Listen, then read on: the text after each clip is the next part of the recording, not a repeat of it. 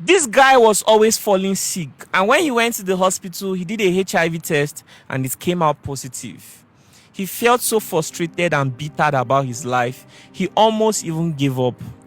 But today, he's using his story to inspire and educate young people that they have to be really careful, especially those of you that sleep around.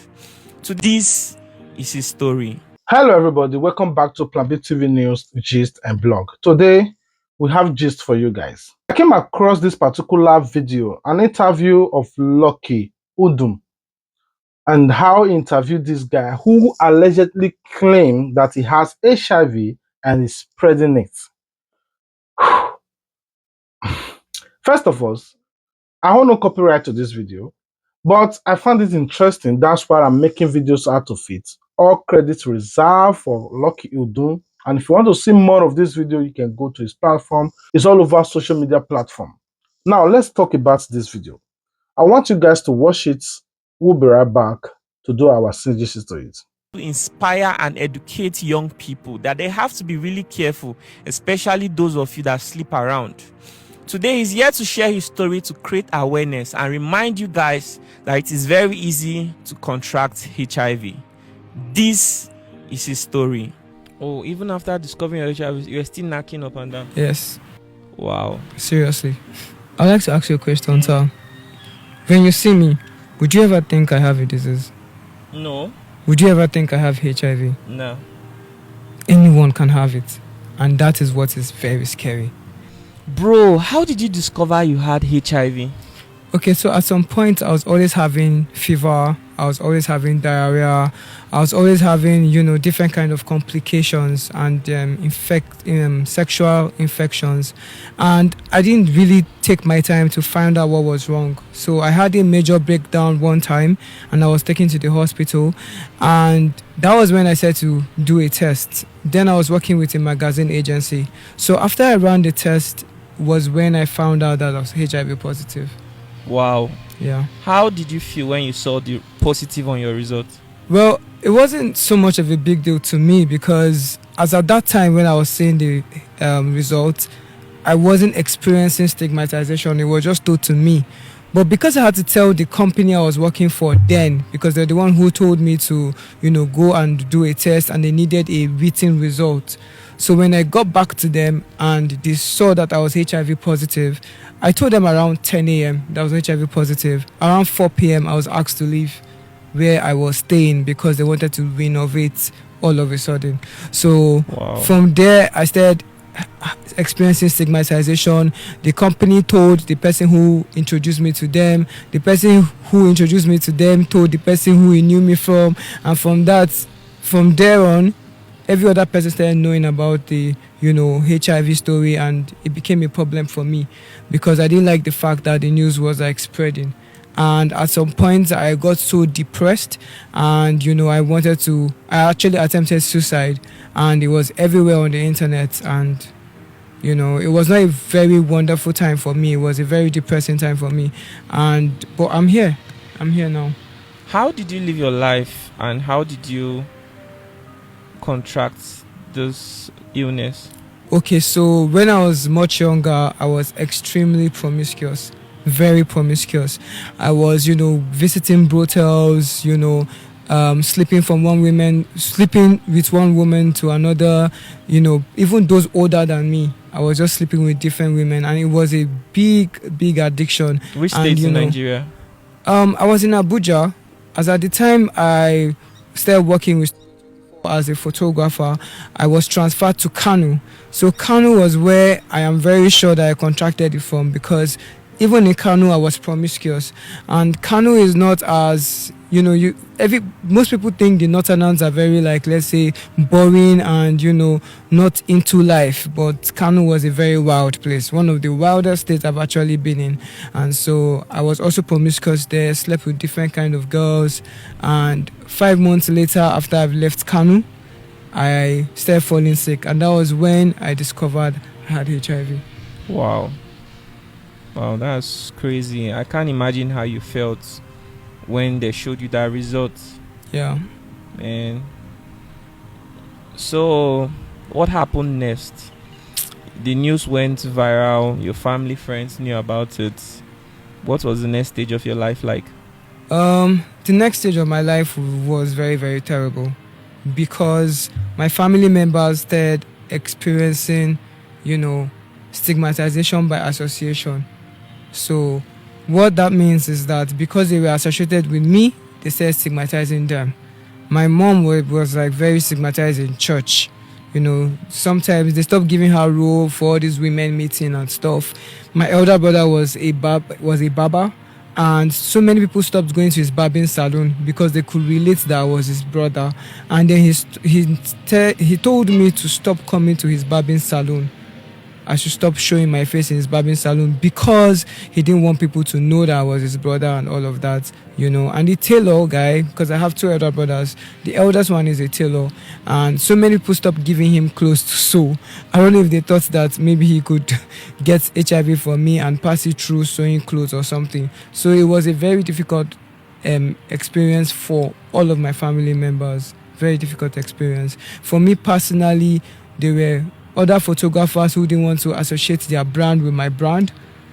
And, everybody just gave me, my way. Everybody just separated themselves.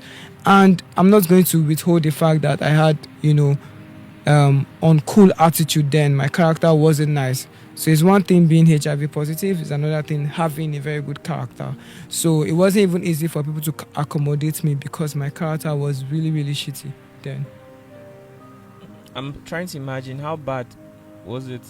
What were some things? You get angry easily, you want to fight everybody, or what? Yes, that was one. I get angry easily. I wasn't a good teammate. In the studios where I worked in, I was always having issues with everyone. I didn't know how to tolerate or manage situations. I always explode because I became extra sensitive about everything because, of the whole HIV thingy. I used to direct everybody's unfavorable attitude towards my HIV state, and I was never really looking at my own character. I expected good from people without requiring to give the same good to people, and it was a really, really bad character from me. I was just expecting good. I was never really building good characters from my own end to deposit to other people. So yes, it was a very, very difficult time for me. Wow.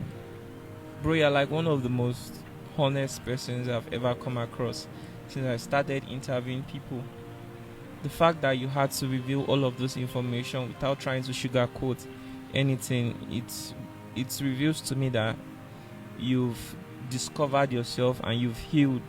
Yeah. That's the way I see you. I mean, for you to come out and talk about things in this way, it means that you've realized your mistakes, your shortcomings, and how it has affected you and shaped events for you. Wow, that's really crazy. I mean, this is something, life is filled with so many distractions, True. The fact that we are sexual beings, we always want to satisfy our cravings, our desires, especially we guys. Most of us do not even have self-control. It's always easy to want to do this and do that, and sometimes we forget about all of the problems that can come with that lack of discipline. And today you are using your story to remind people about the consequences of living in this way, and that's a really honorable thing to do. So how are you managing this condition right now? Okay, so right now,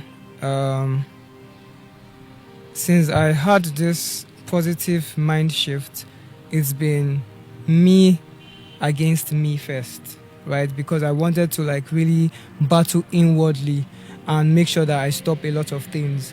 Depression from stigmatization made me to fall for a lot of addictions. I was addicted to I was addicted to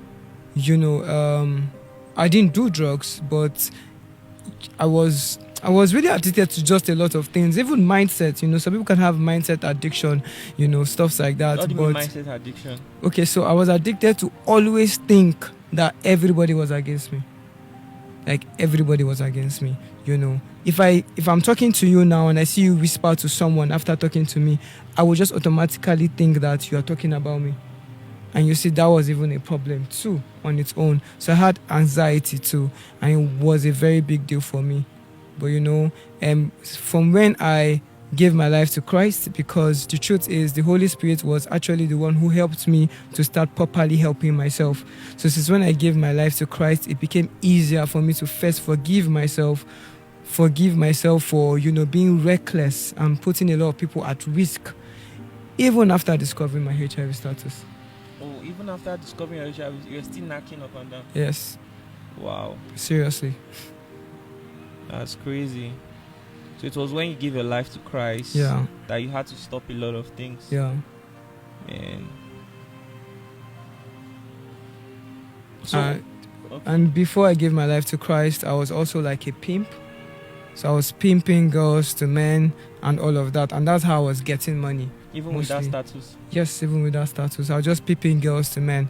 And, it was a very, very, very filthy experience. I just, I just want to use the same force that I used in doing all of those things. I want to put the same force into changing people's life or touching people's life positively right now. That's my focus. As a pimp, your duty was to link up girls with guys who wanted them. Yeah, and you see, what kinds of people did you work with? Because they call it a pimp, it sounds okay. But what I started doing after having my positive mindset was to really, really discover what the word pimp is.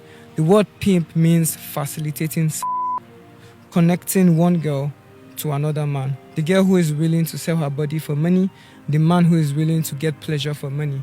I connect both of them together. And you see, that act alone is trafficking. So I wasn't bringing people from outside the country to Nigeria or from one state to another state, but it was from one location to another location. So I had to call it what it is for me to really discover how nasty it was. And then I started having this uncomfortability inside of me. And that was when the urge to positively change came in. Bro, you've seen it all. Wow, man. So what kinds of people did you work with as a pimp? A lot of girls are into hookup in Abuja. Okay, it was in Abuja or Kano? Yes, here in Abuja. Okay. So I started pimping like last year when I was working at a club. I was working as a club as a photographer.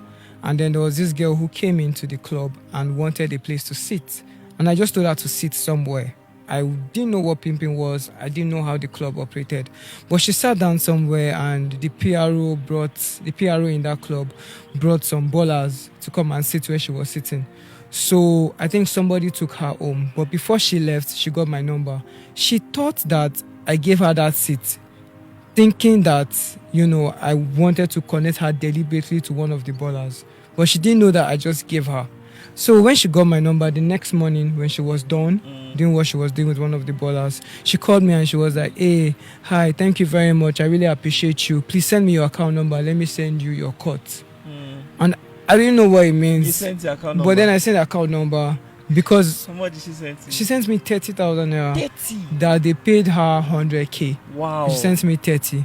I was like, okay, that's nice. She now said, would I be around, that she's coming again today? And she's bringing her friend. I was like, I will be very much around. Do you understand? I was not supposed to work that day, but I went to work that day. Wait, how much do you make normally as a photographer? I make, for a session then, I was making money? Yes, I was making like, let's say 50K. A day? Yes, a day. Okay. So I was really good at it. Okay. But then when she brought her friend, I think the kind of people that picked them that day was paid so much more for both of them. And it was like 150K each. They give, okay. 150K each. And then both of them gave me cuts. Of how much? Of like 45,000 naira each. That's 90,000. That was 90K. More than what you yes, and that was what I made. That was how the spirit of pimping came up. So they started introducing me to more friends. I started being bold enough to meet more people, to tell them that I can get them more girls and stuff like that. So, and greed came in. into the picture. Yeah. Greed came into the picture because I wanted to make more money. And so I'll tell this man that, okay, I have girls for 150K. Go back to the girl and tell her that it is 100K. Now you have watched the video. I don't have much to say about it, but my own view is that all of you that might be thinking, hey, na lie, oh, na fake, you also have to put in your mind, what if is true? What if? What if? I always like that word. What if? What if? What if is true? Don't just say na lie, okay. And on the other end, even as much it might be a content, but it's also an awareness. All of you that are saying na raw na sweet pass, na raw na sweet pass, na raw na sweet pass, most of you are curing STDC right now. A lot of you are curing a lot of infection right now. But have you imagined if it is HIV? Can you also cry out? You can't. It's just in you. The fact that this guy cried out because he's a cute guy. He can't just go on his social media and blab like this, knowing that it will down his reputation. How is he going to feel in the society right now? How is he going to be behaving in the society right now? That is my own view about that. That is my own view. Like, I don't think anybody will be bold enough on social media and say he has HIV. I don't think so. That's for me. It's between that person and their daughter, or that person and their babalawo, or that person and their pastor, or that person and their prophet or imam, who are looking for solution privately. Saying coming on social media, I have HIV, I'm spreading it, blah blah blah. I don't believe it. And he even show his face. I don't believe it. No, I'm not saying that you too, because I don't believe it, you should remove condom. Learn to zip up, or if you zip down, use rubber. Now you know enough is a worthy for the wise. A worthy is enough for a word a wayward well. Now you know if you like, yeah, you know what I'm trying to say. A worthy is a wayward word. If a wayward enough, a wolf is a word. Now you know a word is a worthy for. Just be wise. If you know the words, comment it in the comment section. It's a worthy is a word for the a word a wise and wise.